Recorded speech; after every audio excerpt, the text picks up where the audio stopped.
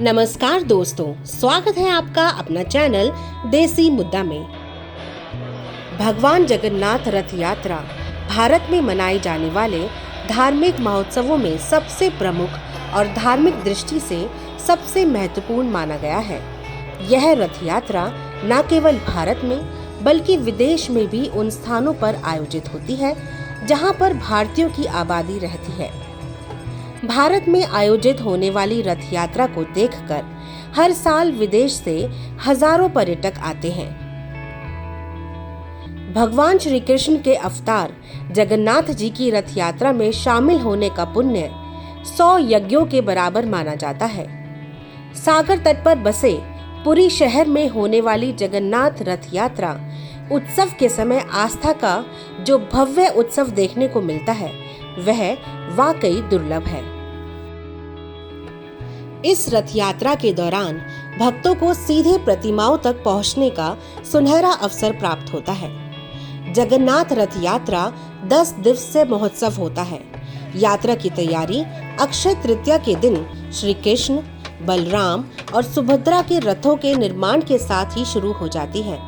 भारत के 4 पवित्र धामों में से एक पुरी के 800 वर्ष पुराने मुख्य मंदिर में योगेश्वर श्री कृष्ण जगन्नाथ के रूप में विराजते हैं। साथ ही यहाँ बलभद्र एवं सुभद्रा भी हैं। आइए आपको बताते हैं इस यात्रा का इतिहास और तीनों रथों के बारे में खास बातें।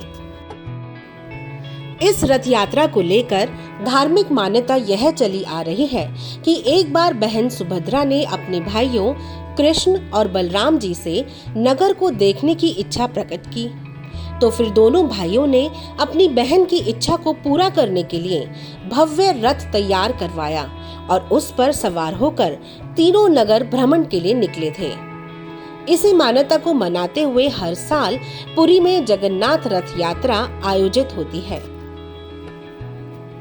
पौराणिक कथाओं के अनुसार राजा इंद्रदुम्न भगवान जगन्नाथ को शबर राजा के यहाँ से लेकर आए थे तथा उन्होंने ही मूल मंदिर का निर्माण कराया था जो बाद में नष्ट हो गया। इस मूल मंदिर का निर्माण हुआ और यह कब नष्ट हो गया इस बारे में कुछ भी स्पष्ट नहीं है। केसरी ने भी एक मंदिर का निर्माण कराया था। ऐसा माना जाता है कि वर्तमान 65 मीटर ऊंचे मंदिर का निर्माण 12वीं शताब्दी में चोल गंगदेव तथा अनंग भीमदेव ने कराया था, परंतु जगन्नाथ संप्रदाय वैदिक काल से लेकर अब तक मौजूद है। जगन्नाथ जी का रथ गरुण ध्वज या कपिल ध्वज कहलाता है। 16 पहियों वाला यह रथ 13.5 मीटर ऊंचा होता है, जिसमें लाल व पीले रंग के वस्त्र का प्रयोग होता है। विष्णु का वाहन गरुण इसकी रक्षा करता है। रथ पर जो ध्वज है उसे नंदी घोष कहते हैं। बलराम का रथ ताल ध्वज के नाम से पहचाना जाता है। यह रथ 13 मीटर 2 फुट ऊंचा और 14 पहियों का होता है। यह लाल हरे रंग के कपड़े व लकड़ी के 763 टुकड़ों से बना होता है। रथ के रक्षक वासुदेव और सारथी मताली होते हैं। रथ के ध्वज को उनानी कहते हैं। जिस रस्सी से रथ खींचा होता है वह वासुकी कहलाता है। सुभद्रा का रथ पश्म ध्वज कहलाता है।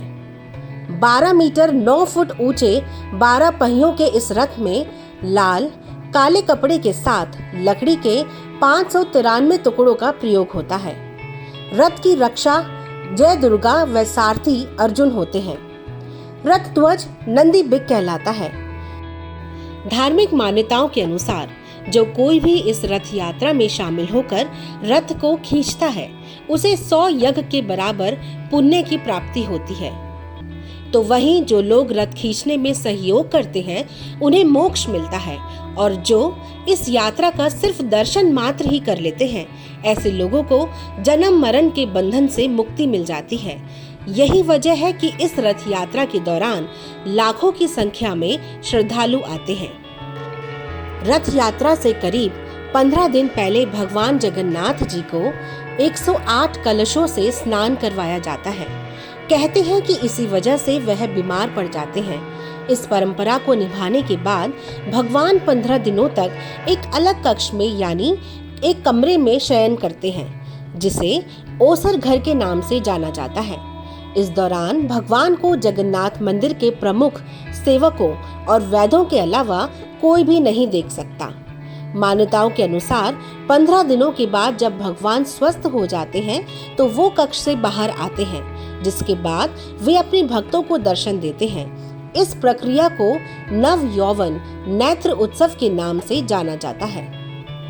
जगन्नाथपुरी के मंदिर में मिलने वाले भोग को महाप्रसाद कहा जाता है। इसे ग्रहण करने के लिए भक्त दूर दूर से आते हैं। ये प्रसाद सभी जगहों से भिन्न होता है। जगन्नाथ मंदिर में स्थित रसोई को दुनिया की सबसे बड़ी रसोई कहा जाता है। यहाँ भगवान जगन्नाथ के लिए 56 भोग की तैयारी की जाती है। अब ऐसे में मन में एक सवाल है कि भगवान का महाप्रसाद मिट्टी के बर्तन में ही क्यों बनाया जाता है? मिट्टी को एक पवित्र तत्व माना जाता है। हिंदू धर्म में मिट्टी को देवी पृथ्वी का प्रतीक माना जाता है, जो जीवन और समृद्धि का स्रोत है। मिट्टी प्रकृति का प्रतीक है और जगन्नाथ जी को प्रकृति के साथ जोड़ा जाता है। मिट्टी के बर्तन में प्रतीक बनाकर भक्त प्रकृति के प्रति अपनी कृतज्ञता को व्यक्त करते हैं। मिट्टी के बर्तन सादगी और विनम्रता का प्रतीक है।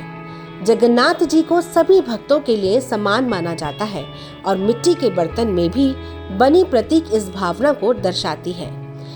इसीलिए भगवान जगन्नाथ का प्रतीक मिट्टी के बर्तन में बनाया जाता है। जगन्नाथ मंदिर में स्थित रसोई को दुनिया की सबसे बड़ी रसोई कहा जाता है। यहाँ मिट्टी और ईंट से बने 240 चूल्हे हैं। इसके साथ ही 500 रसोइयों, 300 सहयोगियों के साथ मिलकर 56 भोग बनाते हैं। वहीं यहाँ भोग को बनाने की प्रक्रिया भी अलग है। यहाँ चूल्हे पर 9 बर्तन एक के ऊपर एक रखे जाते हैं, जो नवग्रह, 9 अनाज और नव दुर्गा का भी प्रतिनिधित्व करता है। खास बात यह है कि ऊपर रखे बर्तन में सबसे पहले खाना पक जाता है। अगर आपको ये वीडियो अच्छा लगा हो तो सब्सक्राइब करें, शेयर करें और हाँ, कमेंट करना ना भूलें। तब तक आप अपना ध्यान रखें। नमस्कार।